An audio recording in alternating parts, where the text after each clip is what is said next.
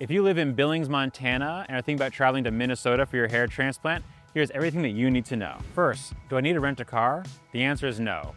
The moment you arrive, your transportation from the airport to the clinic is totally taken care of. You can just focus on getting the rest you need for your big day tomorrow.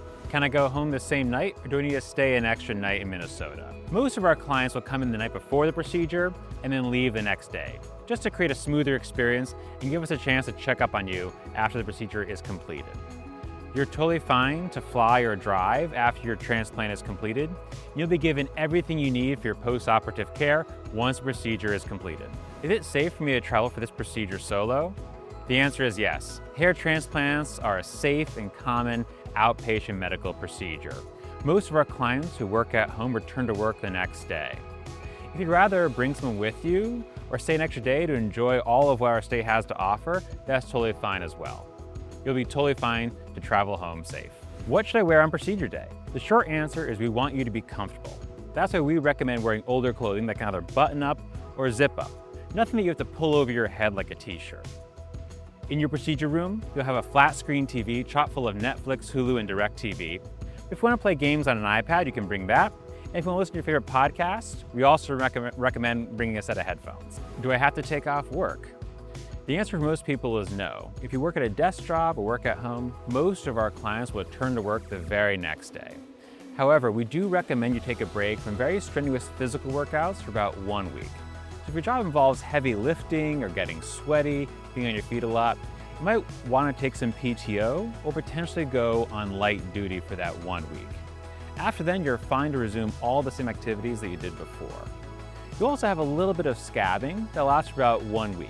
If you're planning on being in front of a lot of people, you might want to wear a nice, loose-fitting baseball cap to cover up until those scabs fall off. What should I do the day before and the day of my procedure?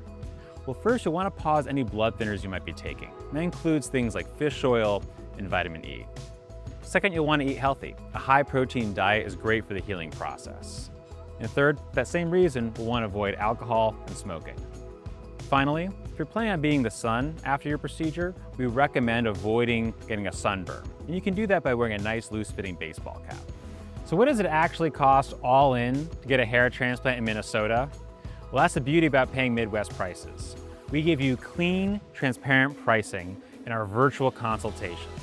During your consultation, which we do nationwide, we'll examine your hair loss, talk about your goals for hair restoration, and give you a very clear picture of exactly what you need and exactly how much it's going to cost. We also offer to match any published price that's published online, so you can ensure you're going to get the absolute best value at the Hair Restoration Institute of Minnesota. And with our Hair by Air program, we cover $200 in your travel expenses. That's gas in your tank or tickets on your flight, plus 2 nights stay at our on-site hotel. If you want to learn more or find out if you're a candidate, you can visit hrimn.com to book your free consultation. And remember, you can't spell hair without HRI.